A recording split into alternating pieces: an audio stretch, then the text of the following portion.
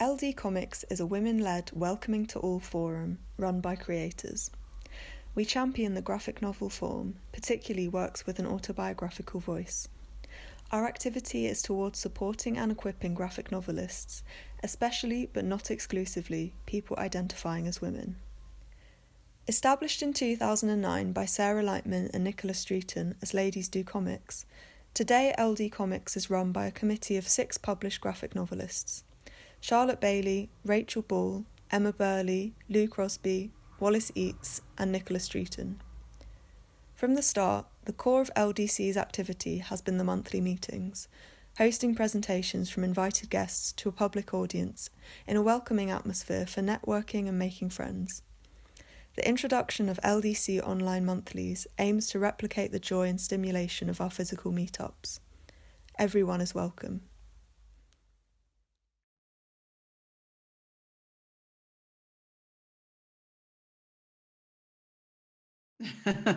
My name is Micheline Hess, and I'm going to talk about the Diary of a Mad Black Werewolf, but I figure I would just kind of start from the beginning to give some context.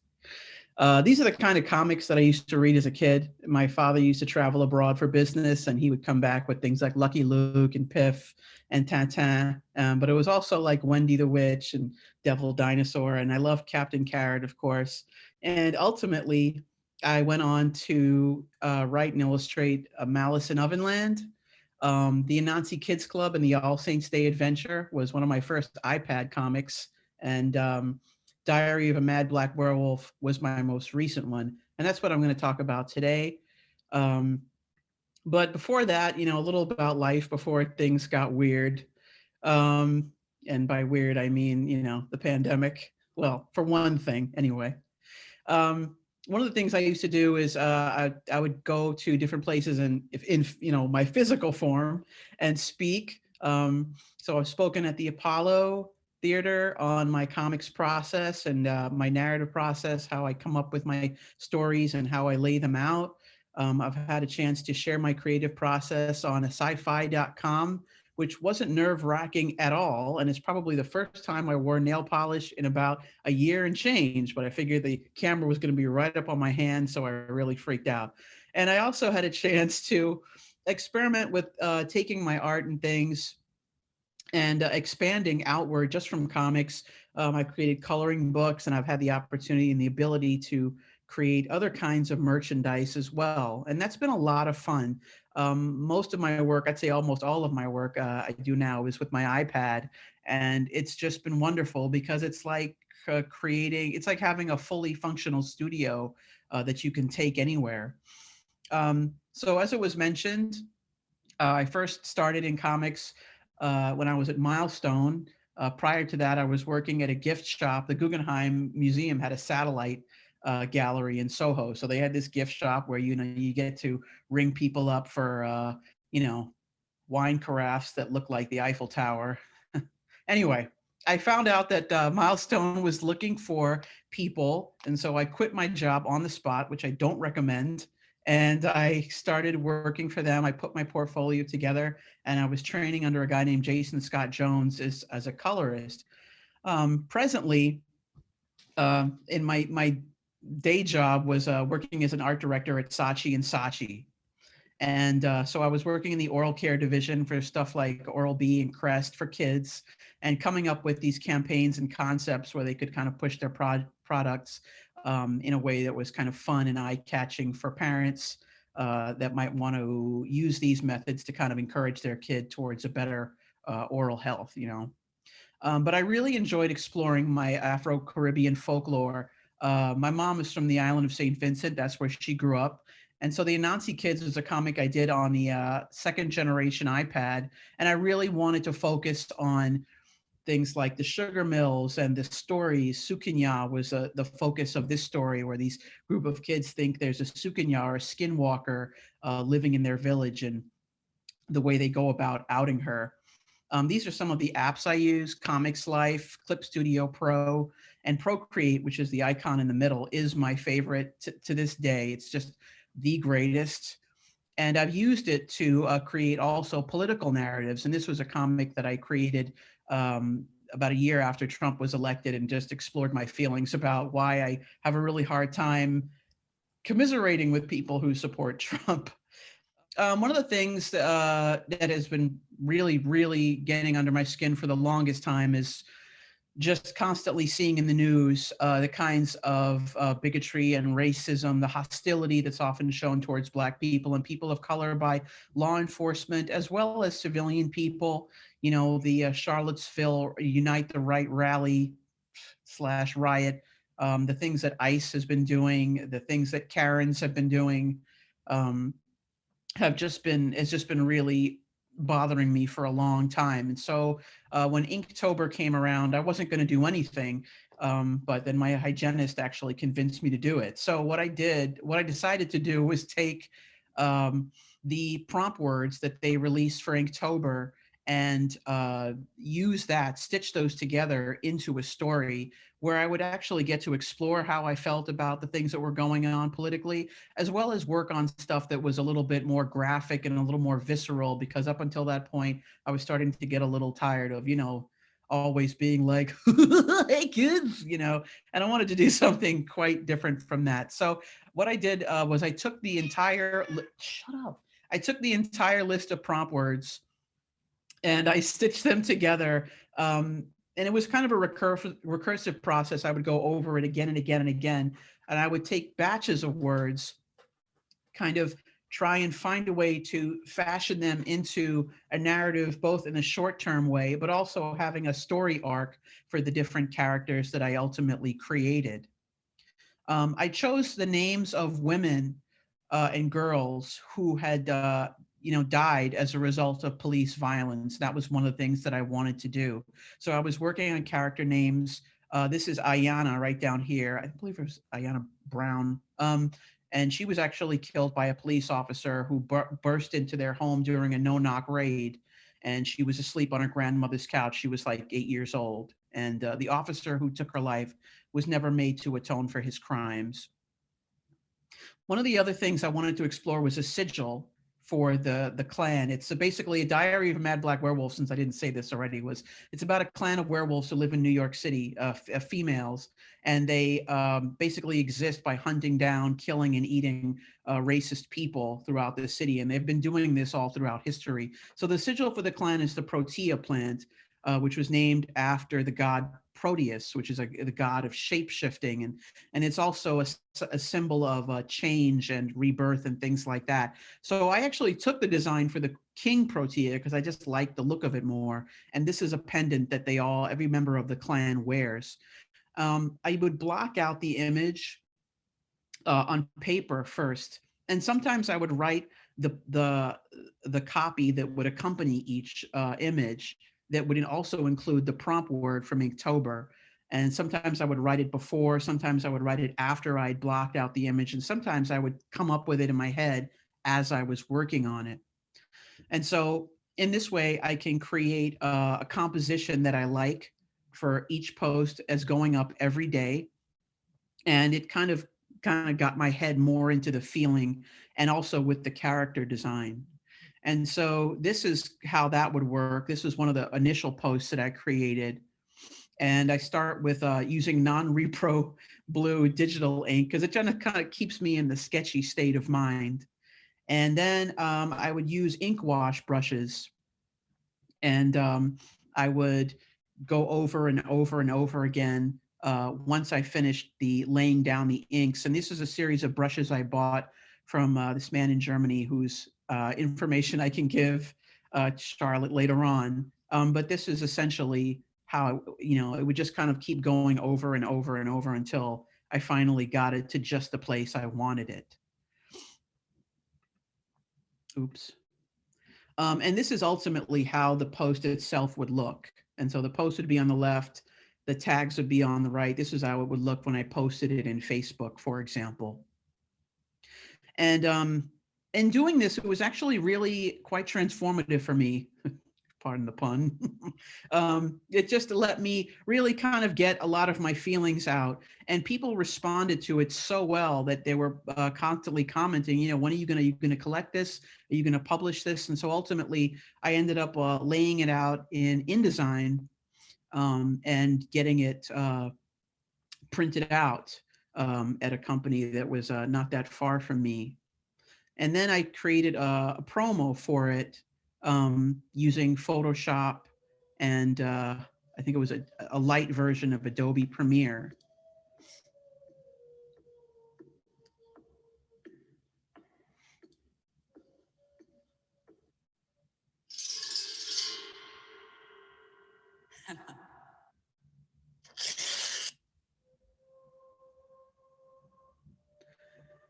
So I was kind of rushing at this point because the Apollo convention and the Schaumburg convention were both two big conventions that were coming up, and I really wanted to have it. So I was kind of moving at light speed at this point.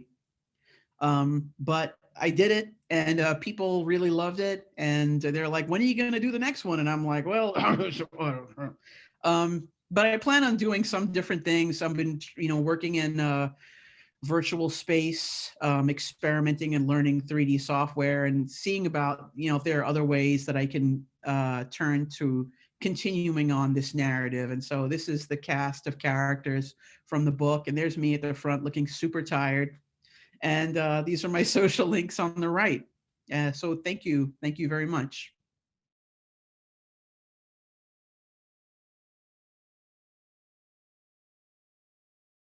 So let me introduce myself. My name's Bobby Joseph. I'm a writer, I'm an author, I'm a person, I guess, constantly looking at ways to push how comics can be. As a writer, I always question the purpose of any piece I'm writing. What am I trying to say with the work? In every work I've done, I guess it's been a snapshot, a reflection of society at that precise point in time. In the 90s, I did Skank with a lot of other guys. It was a political and social satire of the times. And that's kind of my bag. I would say I write humor, social satire, mixed with contemporary politics. Now, Scotland Yardie, he says, Scotland Yardie was this. See, we're twinning. Scotland Yardie was created in 2016 and published in 2017 by Knockabout. Now, the character was a one-dimensional character from Skank. So we're talking about, it was just a kind of pastiche of kind of Judge Dredd, the kind of Dirty Harry kind of characters, as well as, say, I don't know, Lethal Weapon and such. So the basic premise for the graphic novel was a black lethal weapon rolling through South London meets Breaking Bad. Along the way, the graphic novel covered police brutality. There are echoes of Sandra Bland, Freddie Gray, and Eric Garner throughout the book. We looked at racism. We looked at institutionalized racism in the UK, as well as Brexit. So the book was a challenge, in my opinion. Every writing that you do as a writer has to challenge you and push you as an artist. And that's what this book, this experience did with me, my artist Joe, and my artist Danny as well. Now, Scotland Yardie was, we created an artistic experience, a fusion of energy. And it's one of these kind of works that I can safely say I can pick up and read, that people can pick up and read at any point. Now, when I wrote Scotland Yardie, I wanted to do something quite different with the kind of narrative. There's two, possibly three ways of reading the book. The first way is a very linear kind of storyline where you have the Lethal Weapon going into the meets Breaking Bad. So that's like the full story, the story at the front. But while I was writing it, other things kind of crept into my head. I decided that the comic itself could actually have a different kind of reading. So you can read it one way, which is the main story at the front. But when you read it as a comic, as in if you look at the actual background in the comic, there are gags in there that help build the narrative as well. And it reached a point where we were just playing around and just came up with so many great kind of ideas. So what I'm going to do, let's see if I can get the share screen up. I'm going to show you a bit of Scotland Yardie, and then what we can do is I can go through some of the gags that I did. Now, let's have a look at, let's introduce Scotland Yardie. All right. So, as I said, we looked at racism in comic books. So what we did was we had the opening where you had a kind of normal situation where, you know, guy's driving the car, police stops him, and then there's the sadness that we see on a regular basis. And then what happens is it cuts straight down to a politician. I can't remember his name. He's supposed to be quite prominent. I think people respect him. I'm not so sure on that one. So we've got this politician guy, name escapes my head, introducing the fact that, you know, that the streets of London need to be kind of taken care of. So instead of, so he does a diversity drive and gets a cop from Jamaica called Scotland Yardie to come over and help with crime in the city. So that's just the basic narrative that just keeps flowing through. Now, when I said that I created different type of gags, it is a reading experience where you can't read it once. You have to always go back to the book because you will always find something different. So let me go on to an example of what me and Joe did. Scotland Yardie and his sidekick, PC Aki Swordfish, are walking the streets of Brixton. In the background, there's obviously a gag where we have the David Tennant character from Broadchurch arresting the David Tennant Doctor character as well. Obviously, we've got Matt Smith in there as well. Now, so when I started to think about doing these kind of gags, it started kind of hitting me like, you know what, I could really, really have fun with this. I mean, unfortunately, Joe, the artist, didn't have that much fun because he had to direct everything extra. But in hindsight, when he looks at the work, when we both look at the work, it's just such a wonderful kind of amalgamation of such brilliant ideas. And I say that because it's a great book and I love it. So let's have a look at another page, page 27. So that's just kind of some of the background gags we would do. Now, another one throughout here, if you can see here, we have 3 Sherlocks. So we've got Jeremy Brett, the Robert Downey Jr., and obviously the UK Sherlock as well. We've got, what else? What pages we've got? Let's have a look at page 29. So this is where the book starts getting a bit more complicated with the kind of background gags. In there we have Sandra Bullock from Speed. She was driving the bus. We've got Marilyn Monroe, who was in the movie Bus Stop. And we've got Bernie Mac and Ossie Davis, who were in the film On the Bus, Get on the Bus, the Spike Lee movie. So the gags start getting more and more layered and a lot more kind of trying to, as a reader, you have to kind of just see where we're going with stuff. So you look at it and it's almost like a kind of really strange urban Where's Wally kind of thing, where you spot so many different kind of people in there. Well, we got the page 36, go page 36. We've got a famous former prime minister being eaten by pigs. And then, you know, we've got a bunch of famous TV dogs as well that are there as well. So what else we got? 2036, we've got page 76. Let's have a look. Here's a kind of gag. Back in probably 2015, Pokemon was just crazy. Everyone had it on their phones and, you know, have you got this? Have you found the egg? Can you find this character? Da, da, da, da. So if you look at this gag, it's kind of how we are as a society at the moment, where we're just constantly on our phones. So just little commentary that the book has. Where else have we got? 76. And also with the book as well, I wanted to do a different kind of ending. Now, with most comics, you know, with most stories, you have a beginning, middle, and end.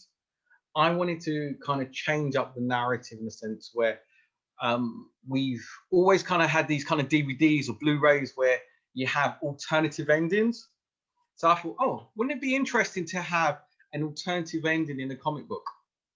So with regards to Scotland Yardie, that's what we did. We gave it an ending where they beat the bad guys and then they're automatically fired, because after causing so much chaos in the book, blowing up shops, blowing up, fighting people left, right, and center, battling institutionalized racism, fighting crooked cops, after destroying public property, they're fired.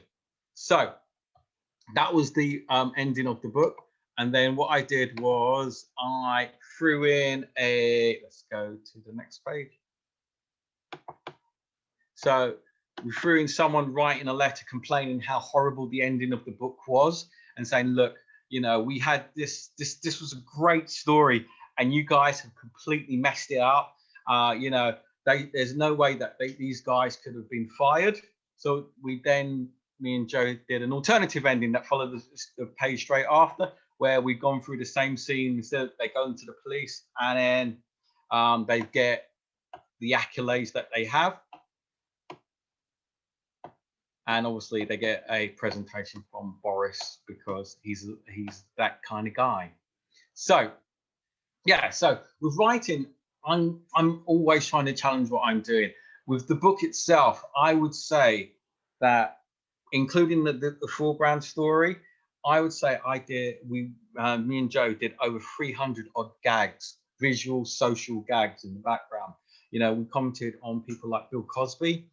We commented on a variety of different things that we see at that point. So really, it's a snapshot. Also, Brexit as well, which was quite interesting for me, because when you're writing a satire, the thing about a satire is a satire can be dated quite quickly. Now, when we put out when I had Scotland Yardie ready to go to the actual publisher, we had a character who was a EU citizen, and we were cool with the whole kind of story that we did. And then something happened that changed everything. So in a space of 6 weeks, the UK went nuts. And like in over 100 odd years of politics, you know, we had Brexit. So Brexit happened, and it was like everyone voted for Brexit. And it was like, well, wait a minute. As soon as the book comes out, then the book is dated. So we had to pull the book back.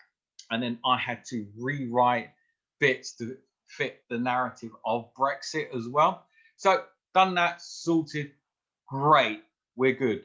Sent it back to the publisher, ready for it to roll out. And then Mr. Cameron quit. And then I had to take the book back again. And then we had to re-edit it and include a scene concerning Mr. Cameron in the book as well, which kind of details how, you know, certain people felt about him at that point. And then we sent it back off to the publisher. So, and luckily with Scotland Yardie at the moment, the actual satire actually holds up quite well. So I'm quite happy with that on the book. And that's all I can say, unless there's anything else I would like to say. Nothing more I can say bar that. But yeah, that's kind of a bit of my creative thinking with the kind of work that I do. Anything I do, I have to and this is what I say to any kind of writer as well, or any kind of artist. Anything that you do, you have to always challenge what you're doing. What is your purpose of your work? If you want to write superheroes versus robots, then write the best superhero versus robots comic in the world. Yeah? But always understand what your purpose is as a creator. What is it that you want to put out there? And that's where I'm at in anything that I do. I focus on my purpose. What is the purpose of this piece? What am I trying to achieve? And that's probably the best advice I can give any kind of writer out there.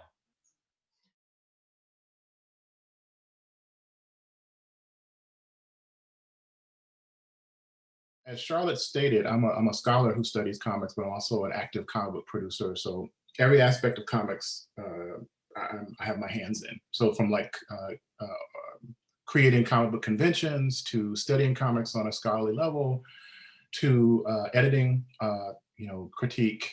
I teach several classes on Black science fiction and comics, stuff like that. So I'm also part of the creative writing team, teachers here at University of California at Riverside. So I'm gonna shut up and start talking about my, my presentation here.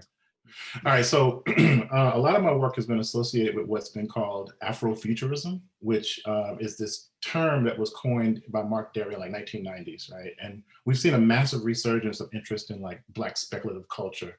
And so what I mean by speculative is, I mean, anything that deals with things that are not real, quote unquote, realistic. So like horror, science fiction, fantasy, magical realism, but through an Afrocentric lens. So thematically, it looks like all of us are talking about race and representation. So I came to Afrofuturism relatively late in my career. So this is from a series of images called Matters of the Fact, which is like these kind of Black cyborgs actually. And so I was doing this for a fellowship at James Madison University. And I was really concerned with manifestations of stereotypes, Black stereotypes and how they get kind of like shown through different types of media, just media in general, right? And yes, I showed them to a friend of mine and she said, oh, these look really Afro. And I'm like, oh, well, I've never heard that term before. Are you making that up? And I did some research and I was like, oh, my stuff actually does kind of fall into this category because it deals with the tensions between the erasure of Black culture in the future, for instance, and so sometimes there's this notion of reclaiming the history of the future, so to speak, so basically, not seeing yourself reflected in a future space. If you look at like science fiction from the 1960s, 50s, you don't see people of color in general, actually. That's why something like Star Trek is so revolutionary, right? So anyway, so a lot of times, so I started doing a lot of research on Afrofuturism as a philosophy, as a cultural activist, as as an aesthetic as well. And so I teach a course, just on the aesthetics of Afrofuturism. Now, one of my favorite scholars around Afrofuturism is a Black British scholar. His name is John Akomfrah.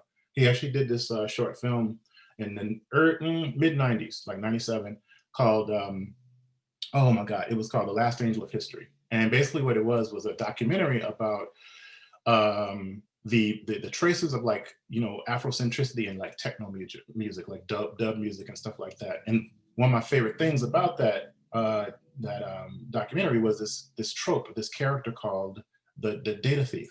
And the data thief basically was a time traveling archaeologist that he used to actually tell the story through. And this is 97. And he referred to the blues as a Black secret technology. And I was like utterly fascinated by that because I'm from Mississippi. I grew up on the blues, grew up in central and super Southern. And I love the idea of like music as a type of technology. But then I started thinking about like race and religion and other types of identity constructs as technologies, right? So this is from a series I did called Thief at the Crossroads, which was a series of portraits of like famous blues musicians, right? So a lot of my work recently has been very much connected to, Afrofuturism, Black speculative culture, Black horror, things of that nature. So I came with this term called Sankofaration, right? Which has been used by different scholars to talk about aspects of Afrofuturism. Sankofa, of course, is the Akan term, West African term. It means go back and get it. And the idea, sometimes it's shown as like a bird reaching over his shoulder to get an egg. You probably have seen it, many times. It's from, it's an Ndinka stamp. And so the concept is that it's never too late to learn from the past. And the idea is like going back and getting the past and bringing it to the future. So that's what the thing is doing. I always like this one because it looks like a heart, but I'm real sentimental like that.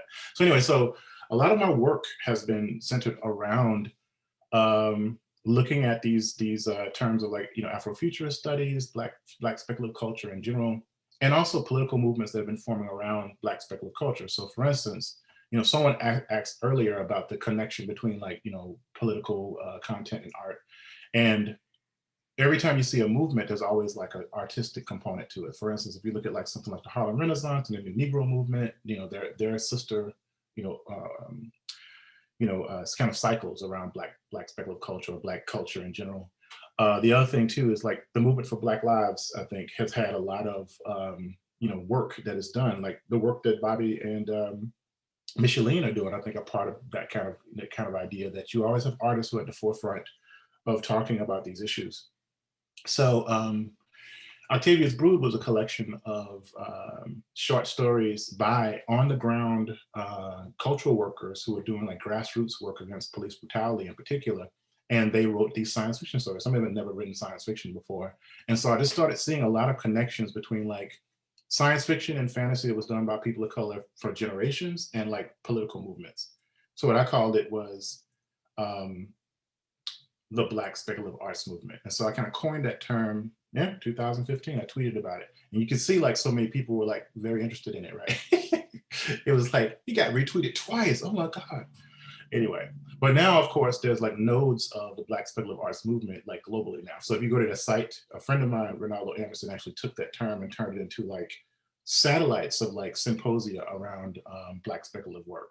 But the Black speculative arts movement, BSAM, it doesn't roll off the tongue as much as Afrofuturism. To me, like Afrofuturism as a term is kind of like breakdancing was, you know, where it's like, you know, it's not exactly what it is, but it's, you know, people can say it really easily and it's an entry point.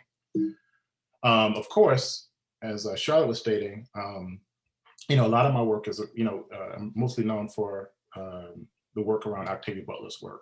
But this is some kind of like political satire work that I did with Stacey Robinson. We call ourselves Black Kirby, actually. So we were looking at like the work of Jack Kirby and Stan Lee. And this is around the same time that, you know, Avengers had come out and made $1 billion worldwide. And his family was suing Disney. And Disney was like, go kick rocks, we're not giving you no money, right, at first. And they didn't even credit Jack Kirby for his creations at first, you know. And we were like, well, you know, that's not right. They're treating that brother like he's Black. So we were like, oh, Black Kirby. That's very, very interesting. And so we started doing these like remixes of Jack Kirby's work through an Afrocentric lens. So there's a ton of, like about 130 pieces in this show, traveled internationally and actually became like part of our practice as teachers, you know. I'm going really fast because I want to get the questions and I'm sorry because I'm, you know, I wasn't prepared to actually, I should have just talked about one book like Micheline did, which was brilliant. I was like, I'm messing up already. Anyway, so this is like a bunch of work I'm just throwing at you. So I'm just gonna click through it really quickly. Because Black Kirby by itself is usually just one talk, you know. The other thing I've been really interested in is horror, right? So we mentioned, Micheline just mentioned Jordan Peele's company, Monkey Paw, who does like a lot of Black themed horror. One of the things that kind of bothers me about how Afrofuturism is kind of posited is like anything that's Black and magical is kind of stuck under it. And it's almost like it ignores genre, right? Because I'm a big genre fan. So I'm like, well, there's certain aspects of, you know, of stories that are horrific, you know, like, you know, I want a Bram Stoker for my illustrations of Kindred. Kindred is a scary ass story. It's about a Black woman who gets transported back to slavery time, you know. That's terrifying, you know, for someone who's in modern times become a slave instantaneously and then you don't know when you're going to time travel. That is terrifying. So that's, you know, but that's not Afrofuturist to me. To me, that's something else. So I came up with this term called the ethnogothic, because it basically is taking tropes of the Gothic and using them to kind of like exercise or give voice to these traumas, right? I would think, actually, Micheline, I think that Diver of a Mad Black Werewolf fits in that category to me. You know, it's like, because it's kind of exercising of trauma, you know, and doing something about it actually too. So Blue Hand Mojo is a book that I have out now too. It's about the fictitious cousin of Robert Johnson, the legendary blues man who makes a deal with the devil at the crossroads to become a wonderful blues guitarist. Well, his younger cousin does this for revenge because his family's lynched and he wants to become a really powerful hoodoo man to exact his revenge. Then he regrets it and ends up like with half a soul. So he's called like Half Dead Johnson. So it's set in the 1930s. Here, like just a bunch of like developmental images around that. And some of this stuff has never been seen by people. This is stuff I actually like, you know, did so many starts and stops on this particular project. And ended up doing like just a black and white story, honestly, because I wanted to invoke like the idea of like noir, right?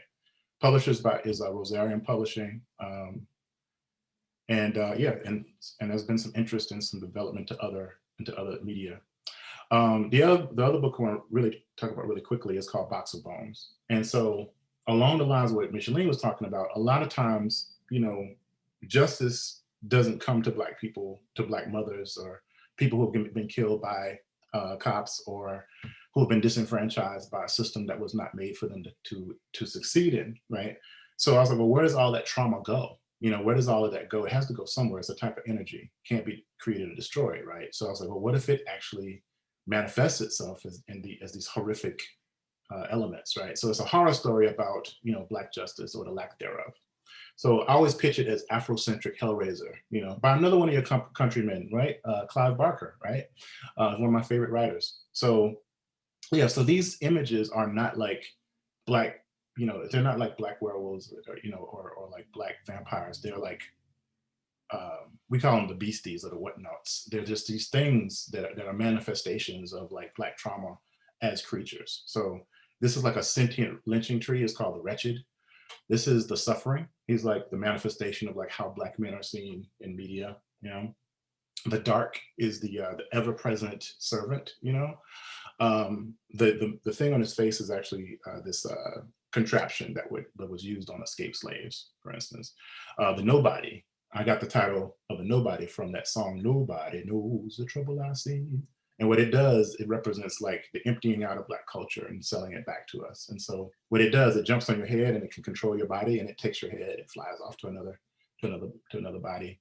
I think the other one here, the Burden, is probably like the scariest thing. It's a manifestation of slavery. So basically it's like a giant cotton sack, because I don't know if you've seen like slaves pulling sacks behind them, and it's filled with like slave parts. And what it does is it breaks off body parts and to replenish the bodies in the sack. And it kind of inches around like a scary inchworm. It's kind of terrifying. Ugh. But it's about the fungibility of and the replaceability of Black bodies during slavery. So, and that's what it looks like when it's kind of doing its thing. The Night Doctor, obviously, is referencing the plague doctors, but it's also referencing crows, so Jim Crow, right, as a manifestation of control of Black bodies in the medical profession, right? So in some ways it represents medical apartheid, you know, and the fact that a lot of medical advancement was done because of experimentation on Black people, Black women in particular, you know. So yeah, he's a scary customer. He's the only beastie that's created in America, though. All the rest of them come over from Africa, which is, so basically Box of Bones is kind of a anthology. The lead character is this young lady named Lindsay Ford, and she is a scholar studying African-American history and folklore at Berkeley. And so she's the seeker character. If you want to borrow from our friend H.P. Lovecraft, you know, the seeker character is always interested in what the next thing is going to be. So he's always looking for this artifact or some kind of information or arcane knowledge, you know.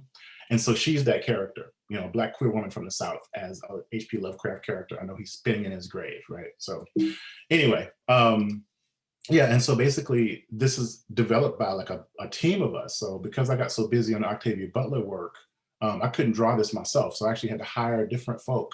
This is my stuff here. This is some of my work from the first chapter. But you know, a lot of this work was done by other folk. I actually had to recruit and raise money to actually get artists to help me work on it. Me and Ayize Jemai Everett. And so this actually we worked on for like the last, oh my God, like 6 years or so. You know, we did a successful Kickstarter, and you know, the first volume is about to come out in February. So that's very exciting. But as you can see, lots of terror and horror, you know, because honestly, aspects of Black history is horror, you know. And that's, you know, that's to be certain, you know. So I'm the lead colorist on a lot of this stuff. So this is David Braham's work. That's my color work. And you can see, like, you know, so he just did these wonderful layouts. And so we've just been collaborating on the colors. This is for like the second part of the book. And that's the spirit of what the box looks like inside, by the way. This creature, this manifestation of it is like an avatar of the box spirit. So happier notes, putting together, you know, I actually co-founded several Black and Brown comics festivals over the last like decade or so. I'm like the Johnny Appleseed of like Black cons. So it's like, oh, this is a lot of hard work. Let's make another one. so stupid. Anyway, so yeah, so basically the largest Black themed convention actually just happened virtually. Usually brings in what, Micheline, about 10, 12,000 people now, you know, over a 2-day period. And they get packed into the Schomburg Center for Black Culture in New York City, in Harlem, which is like probably one of the blackest spots on the earth, because it's on Malcolm X Boulevard in the middle of Harlem. Langston Hughes's ashes are buried in the foundation of this building. It is the repository for the Harlem Renaissance. Like County Cullen's papers are there. They have like Aaron Douglas's paintings like just hanging in the archive. It's just amazing. And so people come from all over the world actually to go to the Schaumburg Black Comic Festival. The idea is that the default is, Black kids. So imagine being like Black kid coming into a space for totally free, and you see all these folk, and for just that day or for those 2 days, you are the default. You are the subject. And so we've serviced, I think, maybe like 60,000 people, kids so far, since its creation. And mind you, this is like 60,000 kids who never have to know what it's like to not be the center of a story. They don't have to have that baggage. They don't know what it's like to not be the center of a story.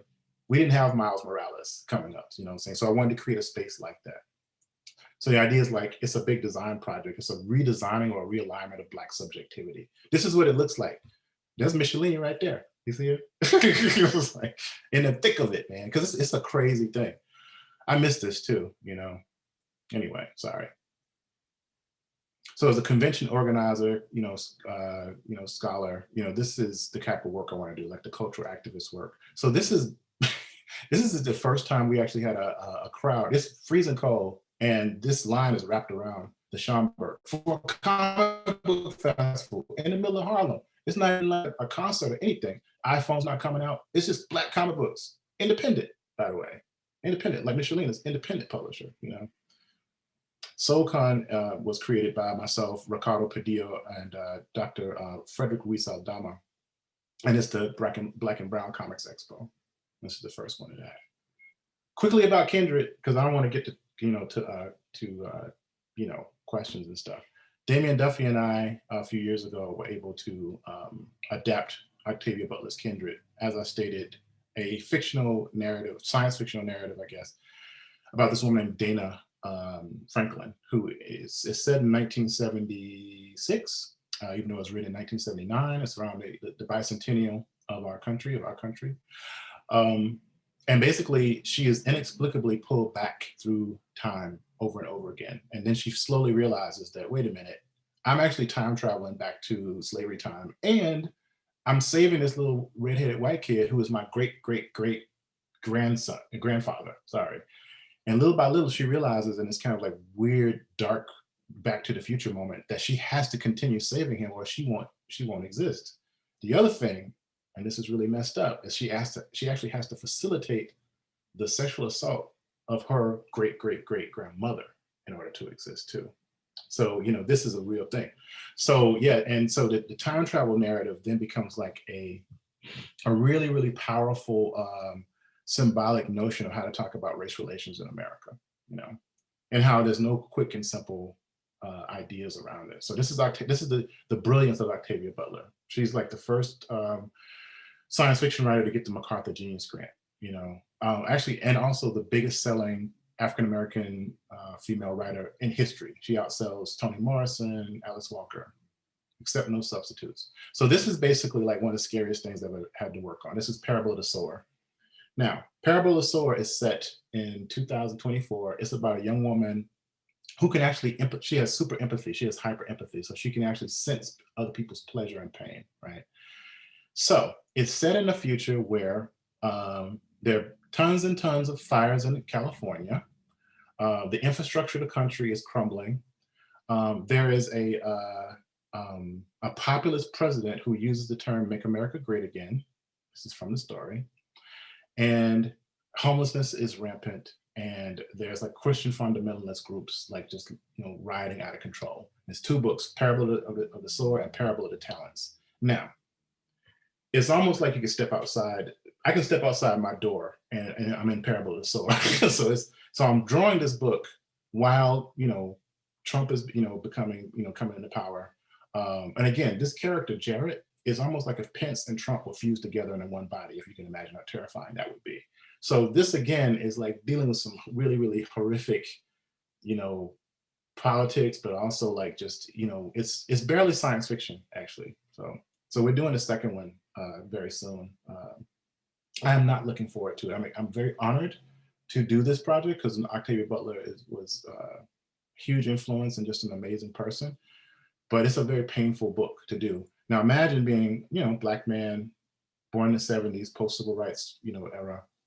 And at the same time that this book is being created, my son Jackson is gestating. so I'm watching, you know, so I'm looking at the Black future about to happen, and I'm also dealing with this, you know, with this story at the same time. It's very traumatic. So, but it's a story of a woman, a young lady who's like, she's in her teenage years, and she becomes like the founder of a brand new religion called Earthseed. And so it's an entire story that's told through her, like, it's kind of like what do you call it, a epistolary, where it's like it's a comics, but it's also like fused with her notes and with her journals and stuff like that.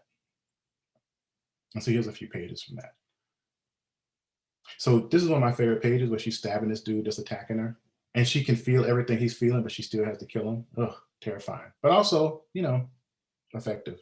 So all right, so sequential Sankofa is something I'm really, really into. The idea of going back and getting older works and bringing them to new audiences. This is my big head on a collection of my interviews from University of Mississippi Press. It's from a collection of, like, you know, this, you know, learned scholars around comics. It was a big deal for me. I should even like just took it out actually. So Abrams' Megascope. Megascope gets the title from a W.E.B. Du Bois science fiction story called The Princess Steel. The Megascope is a device that he uses to actually, like, frame a fantasy allegory about the U.S. steel industry. It was written in 1909. And I was like, what a great name for a, you know, for an imprint.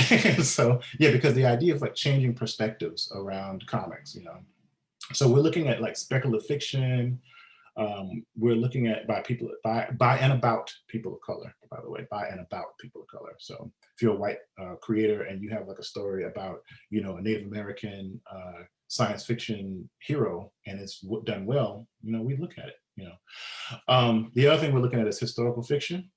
Like, we're doing a book about the Emmett Till murder, for instance, but we're also doing crime fiction. So we're doing a book with, like, Sean Mardenborough, who literally wrote the book on, like, noir comics.